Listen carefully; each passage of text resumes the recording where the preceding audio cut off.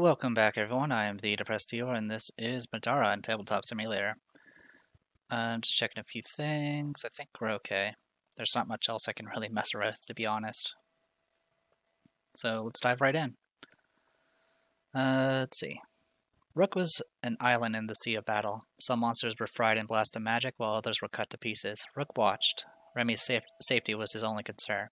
Remy stared at the battle through half-open eyes. Sweat rolled down her face. She hadn't said a word in several minutes and didn't react to the battle around them. She's going into shock. He didn't know what it was like to have wings, but he knew they had lots of delicate bones she'd broken. Sorry for slowing you down, she croaked. Don't be, he said gently. Everything is under control.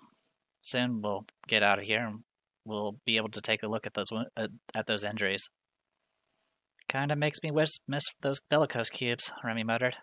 Yeah, he said. A few minutes later, the last of the monsters had either fled or been killed, and the corridor was safe again. As safe as it could be, anyway.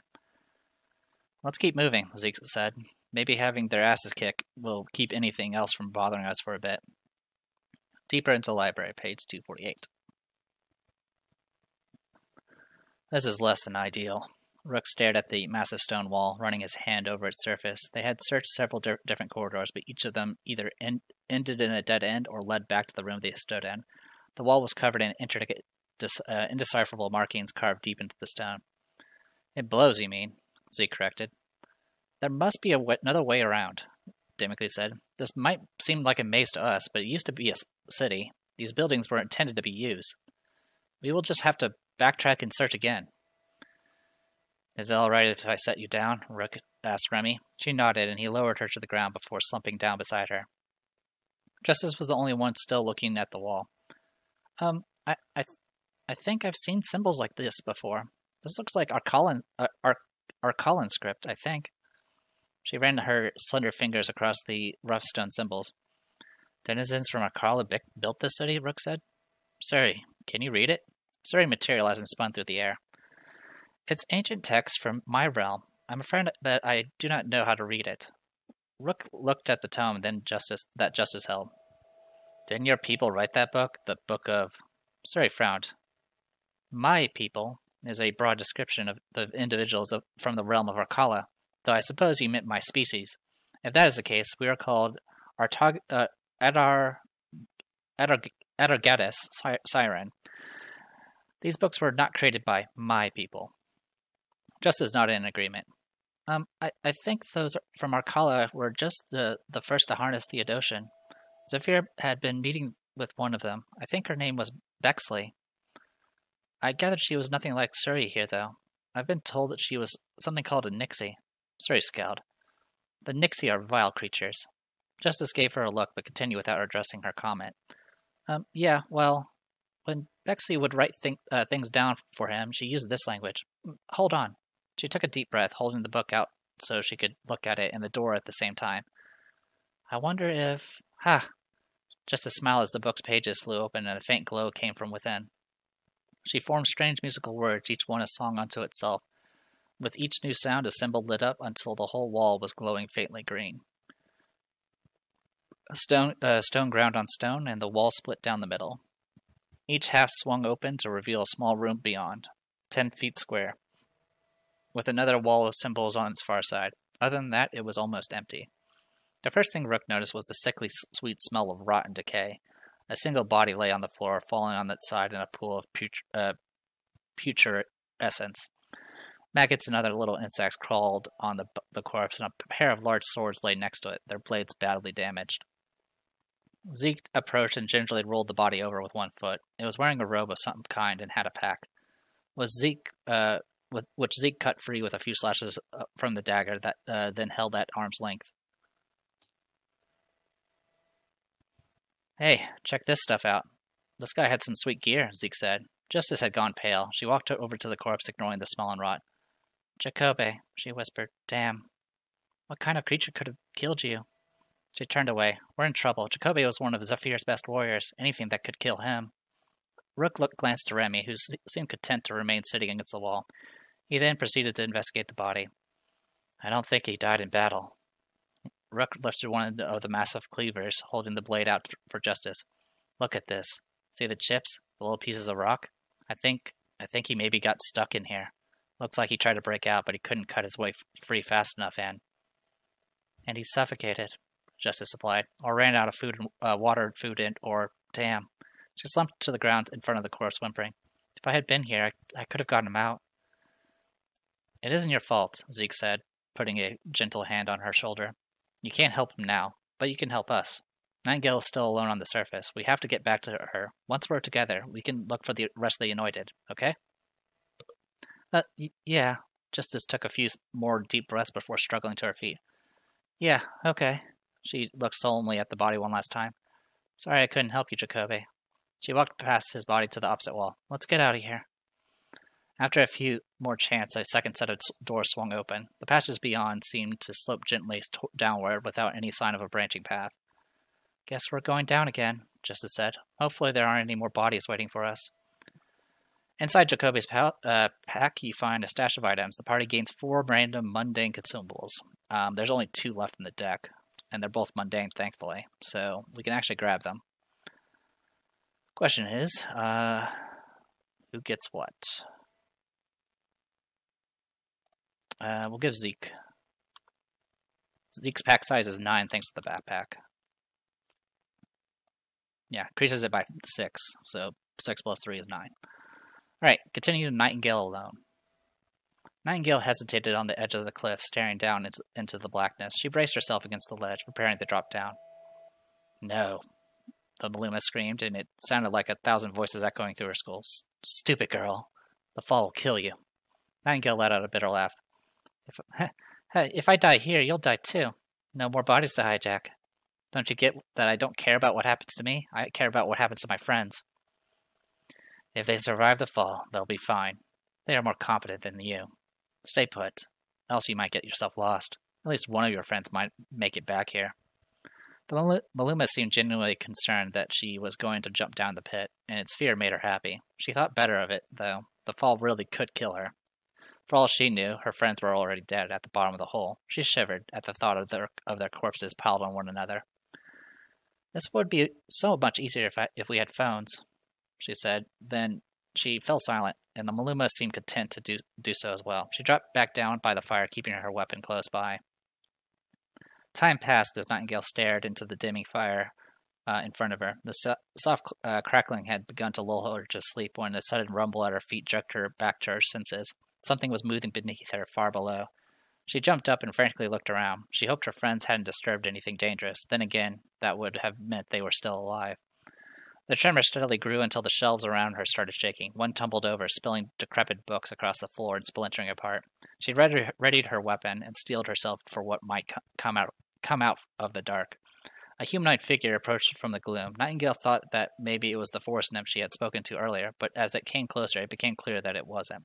She looked similar, but her skin was deep green and her hair was thick with vines. Her red eyes sparkled with blood. She hardly seemed to notice Nightingale at first, striding into the library with the air of one who was sure of their superiority. Someone triggered my trap, the nymph sang, her voice discordant music in the quiet library. Her eyes suddenly fixed on Nightingale and she froze. Her expression grew into cold amusement. Apparently it didn't get all of you. What did you do to my friends? Nightingale shouted, brandishing her weapon. The nymph smiled at her. They're dead, she sang. No need to worry. You will die too. And there's the supposed, was it nymph? Boop, boop, boop. Yep, nymph. Nymph named Alana. Nightingale advanced in a tense fighting stance. Tell me what you did with them. Where did that trap lead? Tell me now, and maybe I won't force you to tell me. The stranger laughed softly as she snapped her fingers. A moment later, the rumbling resumed. More shelves tumbled, and a huge creature burst from the ground behind the nymph. Nightingale almost dropped her weapon as she stood frozen in shock. It was a massive, writhing coil of muscle sheathed beneath pitch-black skin. At the top of the abomination, it split into a dozen heads, each opening to reveal rows of barbed, razor-sharp teeth. Despite its enormous bulk, the creature was fast and surprisingly dexterous.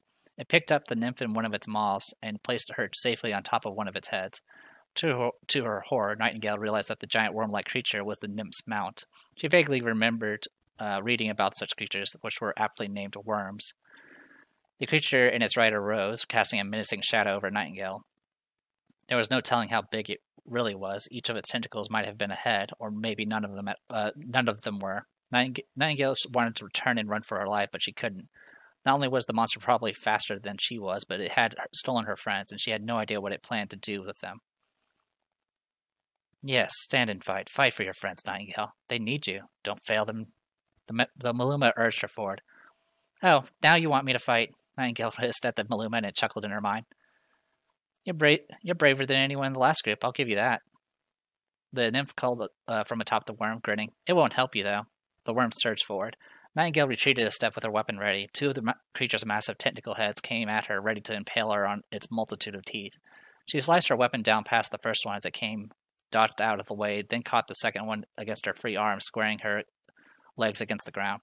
It wasn't enough. The force of the strike was so great that Nightingale was thrown back through the air. She covered her head in her arms as she crashed through an old bookshelf. She passed right through the rotten wood, rolling painfully along the floor before she came to a stop near a wall. The nymph cackled at her as her vile mount twisted and writhed. This will be fun. Her voice was shrill and crazed.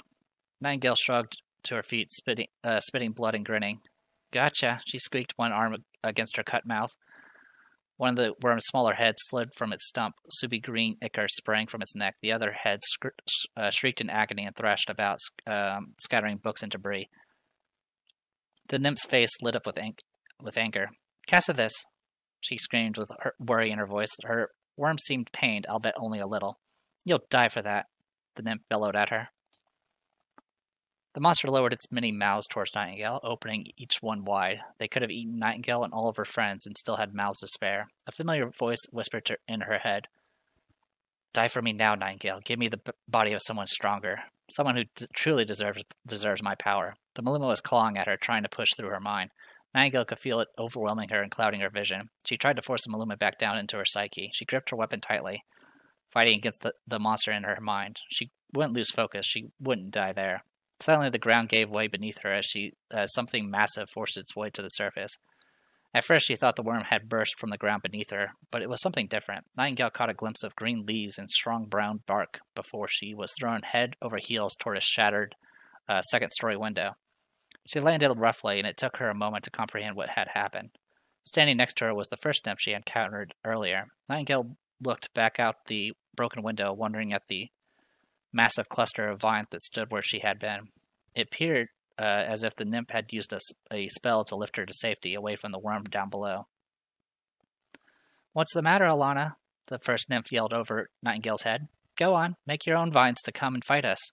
Or can't you do that anymore? Alana roared in frustration from atop her atrocious steed. The worm echoed her scream, and the whole ruin seemed to shake with its tremulous rage. You can't take prey from me, Alana shouted. I'll never forgive you for what you've done, Nightingale's rescuer shouted back at Alana, her voice cracking with rage and grief. You've taken so many. You can't have this one. I'll kill you too, Breeze. Enjoy your freedom while you can, Alana spat. I have other intruders to worry about anyway. With a terrible rumble, Alana's mount burrowed into the floor, taking her with it. Only a slimy hole and a pile of rubble were left behind. Nightingale dropped to her knees, aching all over. Thanks. She tried to steady her breathing. I thought that was going to be the end of me. She laughed nervously, shaking off the adrenaline pumping through her. She turned and looked up at the stranger. Breeze clearly wasn't human. Living green plants wrapped around her hands and ankles and mixed freely with her hair. Her eyes were a deep brown without whites at all, and she smelled pleasantly of fresh flowers. Even her clothes were alive. Breeze offered a hand to Nightingale. I tried to warn you before, but I couldn't. Nightingale waved, cutting her off. It was my fault. I was on edge. I shouldn't have scared you away. Do you know what happened to my friends?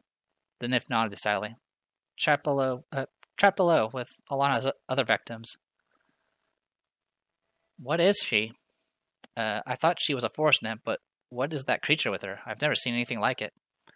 Breeze took a long time to answer. Alana used to be a nymph, but she was entranced by the allure of an unnatural life. Our kind don't enjoy the same longevity that you humans do, and some of us sell ourselves into a twisted symbiotic relationship with a worm, like the one you saw there. She shuddered for a moment before her voice turned hard. She's not a nymph anymore. They're one creature now, she and the worm. We call them lich worms. She makes sure it's fed. In exchange, she never ages. She already took our tribe. Then she started luring in adventurers, and just a few days ago she captured a whole group. It's unusual for so many humans to come here. She wanted to eat my friends? Nightingale gripped her weapon tighter. You have to show me where she keeps them. I need to get them out. The others? That was probably Zephyr and the rest of the Anointed. I need their help. We can't let them die. Breeze looked her over, falling silent for a long minute. Eventually, she turned back to the library. If I show you, you have to help me rescue any survivors of my tribe she still has trapped down there. She can't have eaten them all. Not yet. And we can stand a better chance if we work together. All right. Nightingale didn't hesitate. Let's do it. Really? Breeze seemed surprised at how quickly she was willing to endanger herself. I could show you the way. All right. Continue to Trapped in Darkness 253. Oh, and here's Breeze. Alright, Trapped in Darkness. Rook had lost track of how long they've been walking, but they hadn't detected any sign of monsters in at least an hour. He finally came to a stop in a room thick with dust, and indicating the underground's inhabitants didn't use it at all that often. It was a perfect place to take shelter. We can make camp here for now, he said in a tone that would broke no argument. We're all exhausted, and I need to see to Remy's injuries. Justice and I are going to check the stairs, Zeke called over to his shoulder. We won't wander too far. You better not, Damocles answered gruffly. If we have to go looking for you, we might never escape. Zeke nodded, and the two of them vanished up the steps. Rook set Remy down against a wall and laid his first aid kit next to them. She looked exhausted. Hey there, he said, sitting down across from her and opening the bundle. I'm going to take a look at those injuries, if you don't mind. About time, she said. She tried to force a smile. Although I was getting used to being carried everywhere. Gage emerged from somewhere in her bag, hopped to the ground, and nudged at her with his head. It's all right, Remy muttered. Rook's going to take care of me, aren't you, Rook? Yeah, he answered, slipping out a tiny glass bottle filled with yellow liquid. Drink this. I need to set your wing. This will help with the pain. Remy took the bottle and downed its contents, while Rook waited for the painkiller to take effect. He cleaned and examined her ankle, sprained but not broken. He could just worry about the wing. Gage followed him, watching with concern but not interfering. Zeke and Justice returned from the stairs, looking excited. Justice grinned. Hey everyone, I think we found the way out. There was another sealed door up there, but I got it open. I think it might lead out of here. Doesn't smell like it's full of corpses, at least, Zeke added. Excellent, Damocles said. Let's get out of here. Rook didn't budge. Remy will need to rest when I'm finished, he grumbled. She's been dragged around long enough. Justice nodded. Okay. At least we have a direction for when we move on. There was little conversation. Everyone was exhausted, or they didn't seem to want to interrupt Rook's work. Remy was barely conscious, a side effect of the painkillers. She would still feel the pain of having her wing set and splinted, but it was the best they could do. Without magical healing, it might take months until she would be able to fly again. If ever. But Rook had nothing else to offer. Once they got back to civilization, they would be able to find someone better suited to healing something so bad. Damocles was nearby watching. You're very dedicated. Rook could only shrug. I was chosen to be Nightingale's personal knight. I'd be embarrassed if I couldn't competently deal with injuries. Damocles nodded and looked away. You're Esper. She's from our color, isn't she? Rook turned to answer, but Suri spoke first. Rook got the sense that she was paying far more attention to his exploits than she normally did. She had started to appear at a moment's notice without him calling her. I am. Do you require something? Suri appeared fully opaque, even as the amulet glowed brightly. Many of the doors we've encountered down here needed a Theodosian to open. Why would that be? Damocles asked. Suri seemed amused as she looked him over. How much do you know about Theodosian? Damocles glanced at Justice, who shuffled uncomfortably in her seat, squeezing her book a little tighter against her chest. I know the denizens of Arcala got it first. Justice sounded nervous. I know the Theodosian books choose their mage, not the other way around. I know that at one time the magic might have been as common as assemblage or core, but now it's all but disappeared. Does that sound right? Rook didn't expect much of an answer out of Suri. She'd always been evasive when he asked about what her life and her people were like, yet she didn't vanish, look away, or say anything coy. That is correct. However, our target at, our goddess, Siren, the Nixie, all manners of creature from Arcala, did not create the Theodosian books for themselves. They were given to us by, well, Midarans are fond of calling them dragons. Most of my kind see them as divine creatures, and their gift of this powerful magic was our reward for service. Theodosia became so integrated into daily life at one point during our history that it was used to serve as a test of competency. Sealing our doors with it would ensure that valuable secrets could not be accessed by those who did not have the understanding to use them wisely. Justice nodded.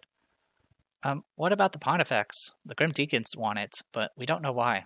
Do you know anything about what it does? Suri seemed uneasy, but she didn't disappear. The word Pontifex is a human one. We call them Aquadema. I have never seen one in person. The technique used to create them is lost now, even to us.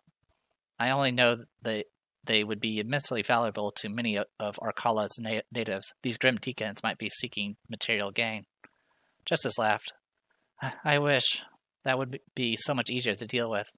She started digging around in her book, flipping to what looked like an index before turning to the back.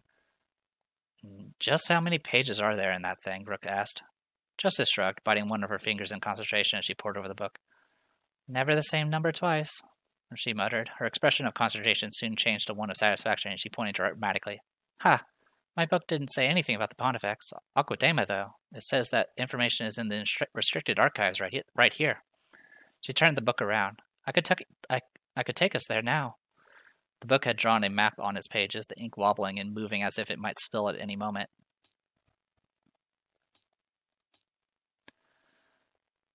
Remy can't be moved right now, Rook said, rising and gesturing to her. She needs rest if her wing is going to heal. Didn't you fix her? Damocles asked. I cleaned out the wound and splinted them, but that's not the same thing, Rook said. She needs a magical healer. Barring that, she at least needs some sleep. Not to mention that we're sure we know the way out now, too. Nightingale is still waiting for us up on the surface. We should get back together with her before we go any deeper. Zafir might be down there, Justice insisted, pointing at her map. If Nightingale doesn't talk to him, it doesn't matter if we get back together or not. The Maluma will kill her regardless. By then, Zeke was on his feet again, looking more awake. Look, you're both right, he said. I think I have a plan. Does the party have the Story Flag and Spirit Experience Guide? No. So we do safe resting. We can't drag Remy around, as hurt as she is, but we can't just ignore this opportunity. Nightingale's on a short timer here. I think maybe we should split up, Zeke said, flicking a half-smoked cigarette into the darkness. Damocles, Justice, and I can go down into wherever. He pointed at the inky picture at the Book of Theodosian. Rook, you stay up here with Remy and wait for us. I'm sure it won't take long, but if it does, you can get Nightingale in the morning, then go back and search for us. We'll chalk the walls or something. Real Dungeons & Dragons stuff. It's not like you can get lost with Suri to guide you. That sounds like the best plan, Damocles said. I don't like splitting up, but we are running out of time. Echo and her allies won't be sitting in a cave, doing nothing while we search out their secrets. Rook sighed. All right. If it looks too dangerous, come back. Right, Zeke said. We will. I'll make sure. They gathered up their things and waved before disappearing down the steps. Rook sat with his back against the wall where nothing could sneak up on him. All right, Remy. Sleep well. Beside him, Gage approached, nuzzling Rook's free hand before taking up a post beside him. Right. Forgot about you. Guess there's two of us. All right, Archives, page 255. Justice ran through the halls, fueled by her curiosity. She barely felt the fatigue of the day's struggle, renewed by her intense need to know more. At the bottom of the stairs, they found another sealed door. On that floor, there was far less of the rot and decay that she had come to expect from the upper levels. The intricate basalt reliefs on the walls were as crisp as the day they'd been carved, and the colorful paint had lost none of the... excuse me, 1 second. Sorry about that. Throat got scratchy there. Alright, intricate bas reliefs on the walls were as crisp as the day they'd been carved, and the colorful paint had lost none of its intensity to time. Wait for us, Zeke called. He followed along beside her, steps pounding, and Damocles wasn't far behind. The bobbing light of someone's glowstone was the only clue to their position. There was something ahead. A dark space like an open mouth, towering over her. Of course, her tome had already given her the directions she needed. She hurried over to the wall, where a small metal plate engraved with more symbols was set. Look at this place, she said, studying the symbols. If it's this pristine, I bet any books down here will be in great condition. She pressed her hand to the steel and read in a tremulous voice, forcing herself to slow so that she wouldn't bungle any of the pronunciation. The Nixie words felt awkward on her tongue, the strange magic burning as she spoke. A thread of power connected her in the book that had taken her ordinary life away. As Justice knew they would, her words brought the ancient spell to life, and the whole of the archives was suddenly illuminated with a swell of green. It came in a line, arcing straight up along a groove in the wall, and all the way to the ceiling where the glowing green split into an overlapping geometric pattern. 1 second. Sorry about that. The shelves, the furniture, and the decorations were all made of crystal. The shelves overflowed with books of all kinds, and each section glowed with helpful runes to direct a prospective reader. The archives might have been beautiful if there weren't so many corpses. As the darkness around Justice abated, she saw to her horror that she was surrounded. The ground floor had a massive hole like a gigantic burrow in the marble, with partially digested carcasses scattered around it. Damocles called for Justice a moment later. Damn it. Don't get separated like that, she shouted. I thought you were the only other intelligent person in the group. Welcome to the archives, a voice called from above. Justice looked up and found a humanoid figure leaning casually on the top level, arms folded as she watched with obvious amusement. For a moment, Justice thought it was Lakshmi, but the closer Justice looked, the more obvious the differences became. This one had porcelain skin instead of Lakshmi's darker mahogany, and her eyes looked devoid of any emotion. Her outfit was adorned in keys, as if she wore them instead of keeping them in a bag. A pair of larger ones even floated on either side of the girl, humming with magical energy. Then something with knives peeked around the girl's ankles. A small doll smiled wickedly at Justice. Out of the darkness, a few more appeared at different angles around the room. The gatekeepers weren't always friendly. Please try not to get any blood on the books, the strange voice said. They're quite rare. 256. Independent bravery. Breeze's path took Nightingale and her through a tight corridor littered with bones, many with scraps of flesh still clinging to them. Nightingale swallowed the bile in her throat as she plugged her nose. Some of the bodies were animals, but many were not. How many people has Alana murdered? Countless. Maluma's voice was unnaturally thin, as if trying to speak to her from far away. This path is not advisable. Nightingale's brow furrowed with irritation, and she hissed under her breath. Getting killed by a trap isn't in your grand plan. With no body to jump to, you'd be stuck here. What? Breeze glanced at Nightingale.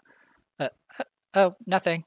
Nightingale said quickly. Breeze must have thought she was a bit crazy, or perhaps she hadn't met a lot of humans. In either case, Nightingale just hoped her new nymph friend wasn't too weirded out by her occasional arguments with the Maluma. Before Breeze could question it anymore, Nightingale decided to bring up something else. This place just doesn't look good. I mean, I know Alana is the real threat, but this doesn't exactly look like the safest route. Safest? Breeze asked, her face paling as they continued. Her expression was one of resolve, but the farther underground they got, the weaker she looked. Nothing is safe here, but we're less likely to die by going this way. Well, that's comforting, Nightingale muttered. If Alana acts as if she has before, she'll go and gather the prey that she has captured, Breeze continued. While she does that, she'll leave her lair unprotected. We'll move in behind her and rescue anyone she's keeping.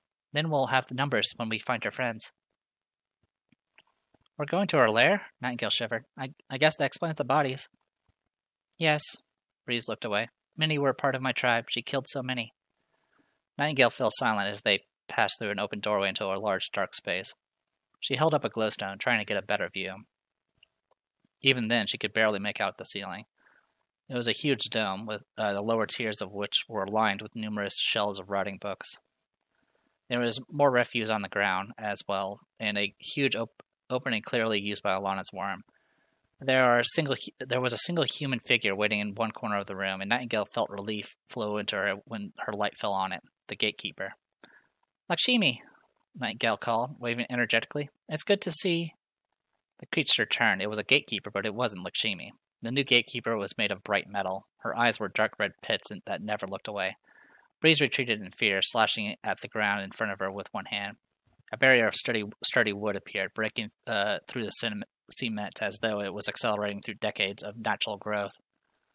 Nightingale backed away, putting up her arms. Hey, we don't mean any harm. There's no need to fight. In answer, the creature screamed, as if it could have been called that. It sounded more like the protest of a dying engine. The scream died down as the gatekeeper dropped a pair of strange dolls. It looked as if they'd been made in the image of their master. With small knives to scale, the dolls jerked into motion, advancing on Nightingale. Continues Gatekeepers of Gehenna, page 257. And there's some puppets. Okay. Dual encounter.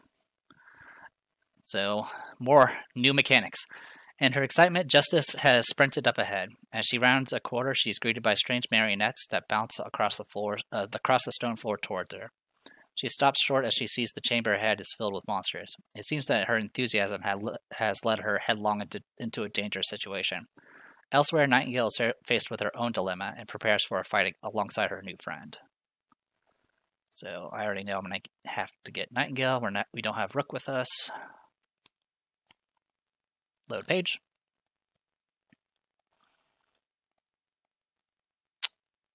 Breeze not found in the archive. That might be a problem. Give me a second. Okay, I found it. So here's Breeze. Put that there. Okay, we'll go ahead and get some of the positionings correct. It grabbed me a spare Nightingale already, so that's... Oh yeah, it actually grabbed me all the figures, so I don't actually have to place them. That's good. So yeah, one thing to note is everyone's set to specific positions. So this is completely locked in. We got some new monsters.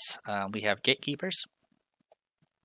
So the thing about Gatekeepers, they have protection. So they roll a black die with their conviction checks versus spells. And they have resistance against ranged attacks. If the Gatekeeper has 20 or more damage, they get an additional 3 armor. So they start with 2 armor, and once they lose about half their life, they get their armor goes up to 5. Granted, this happens after the damage has already been applied, so if you can do a big hit, that can help you. Get you through it. Strange creations. At the start of the Gatekeeper's turn, all Poppets move up to 2 spaces towards the nearest opponent. So these are Poppets.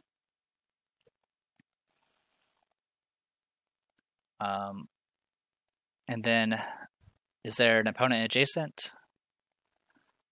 Warp 1 Poppet to each space occupied by an opponent adjacent to the Gatekeeper, prioritizing Poppets not currently occupying a space with a figure. So yeah, if you get adjacent, it's just going to start warping in Poppets, and then it'll move away to get some distance, and then it's going to check to see if anyone is sharing a space with a Poppet. If you are, she will cast a spell that will target all figures that are adjacent to a Poppet, and it'll do essentially a green die of magic damage for each Poppet that they happens to occupy the same space. These things do not block movement, and they can stack multiple times. They do have break attacks, which does 1 damage, and you can't avoid it. Can it move and put an opponent with an SOI? If there are no one adjacent to Poppets, or if there's no Poppets underneath any opponents, they will instead try to target somebody and do an AoE spell that does gray magic damage. So that's kind of the gist of it. Give me 1 second. So here are the rules for Poppets.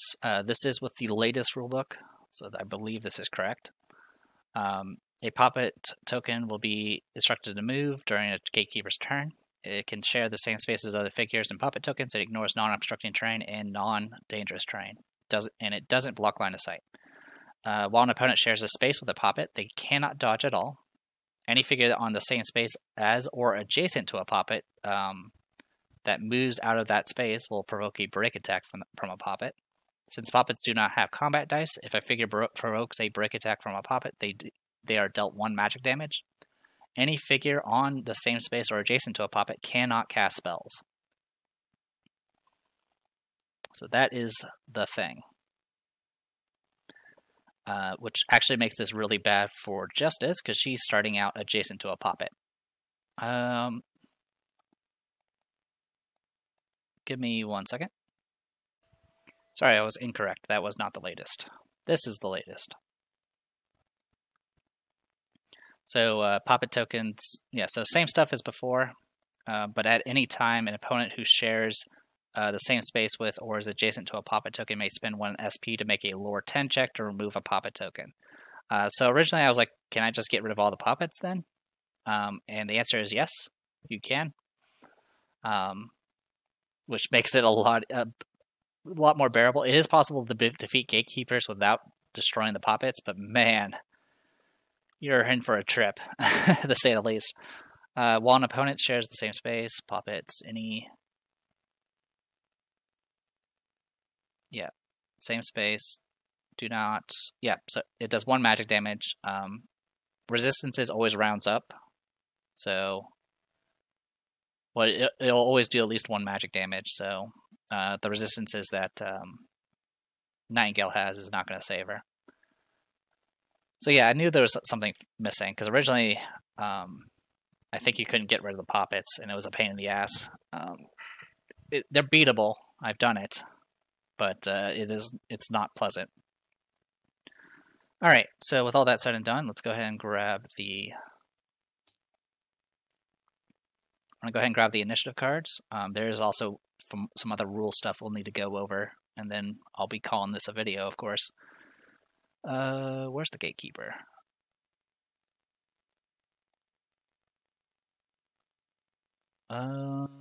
Soul Butcher. Oh, I did get the Gatekeeper, never mind. I need Bloody Guardians.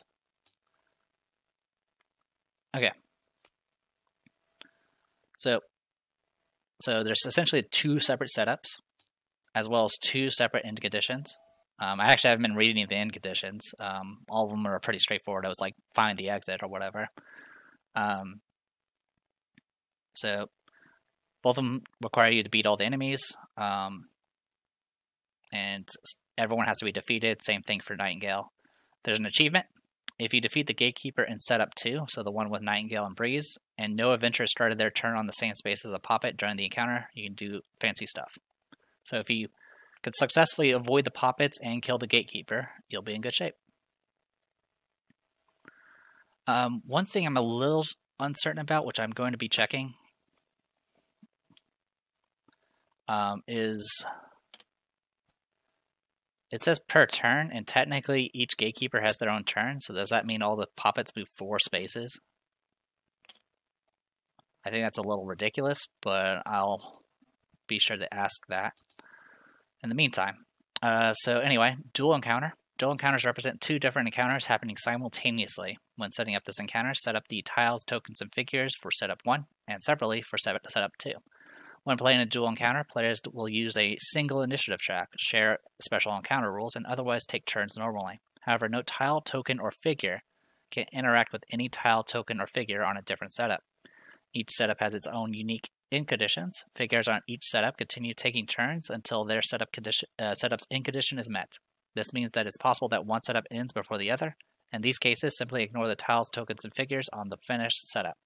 So if setup 1 kills everything, all those turns will just keep passing with nothing happening, and then you'll just do the stuff in setup 2. Dual encounters may reference each other in certain ways using special encounter rules, but they are otherwise unconnected. So one thing obviously the big question for something like this that I eventually got confirmation of was, okay, how does pages work then? But since it doesn't say anything about initiative cards, you can actually use pagers on any monsters on the initiative track. So, or any card on the initiative track. So you can still use pages freely. And then Breeze, Tenacious Nip, when setting up this encounter, reveal small and large hitting cards UM26 to access Breeze's initiative and command cards. During this encounter, the player who is playing Nightingale also plays Breeze during using her command card. Outbound Party. The active group is not used to determine which adventurers are selected during this encounter. Instead, the setup diagrams will indicate which adventurers are played. The adventurers selected in this way do not represent the active group and thus may not trade items before or after this encounter. Adventurers in the active group may still trade items as normal. So this is something that implies that you can trade between encounters even if it's not a refresh. But I could not find the exact ruling in the book. So it's something to note, but I usually don't do it because I'm still not entirely certain that's how it works. Maybe it's just an old rule that got changed and just didn't get applied to the text. I don't know. And then there's the blue objective activates when you activate the loot token adjacent to the token. So that one. But right now there's no loot token there, so you can probably guess what this red totem's going to do. It's uncommon tier for the loot, and then there's a blue totem and a red totem. Besides that, there's the achievement that I mentioned before, and that's everything except for Breeze. So, Breeze. Now, the good news, Breeze and Nightingale are both resistant to magic, and all the attacks that a Gatekeeper does is magic. So, Nymphology, Breeze has resistance to magic. At peace, when determining the force of a spell, Breeze may reroll her casting die. Wooden Aegis, when Breeze is the target of attack, she can gain +3 armor during that attack. Kind of useless unless you're provoking a break attack from the Gatekeeper herself, which, by the way, the Gatekeeper has no symbols, so provoke all the break attacks you want from her. She has a range 6 attack. She does roll green dice. She does both physical and magical symbols. Soul Clear removes an effect. Revitalize heals. And then Weakening Avulsion is a spell 6 that deals 10 magic damage. And if the conviction check was failed by 3 or more, it inflicts Wilt. And if they already have Wilt, it inflicts Condemn. So if you can get Wilt onto the Gatekeeper, you're in a good place. But it's really hard to do because they have protection. Okay. So the only other thing I need to do is I actually have to take all of Rook's stuff off. It's either that or I just set up somewhere else, but honestly, it's just I'm so used to using these little pads that you're better off just kind of moving everything off. Because Rook's not with us. He is part of the active group, which means he can trade technically with these 3 characters, even though they're not together. Like I said, it gets really kind of strange with a lot of this. We're just going to put your stuff up here. And then I need to grab Nightingale and put her stuff over here.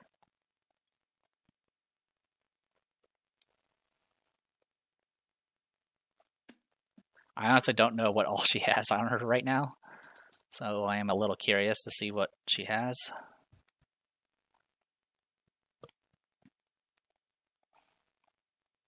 I believe you have to have her set up with whatever her equipment is, but I'm not entirely certain. So I'm pretty sure she's supposed to have the barbed arrows first.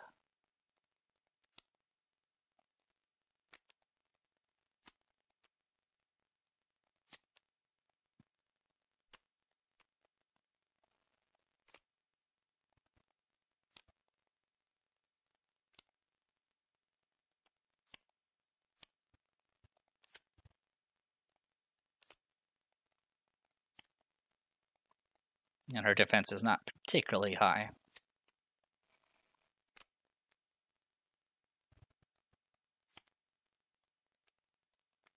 Okay, let's I think that's what I have for setup usually. And then of course we got the quiver and then barbed arrows on top of that. There we go.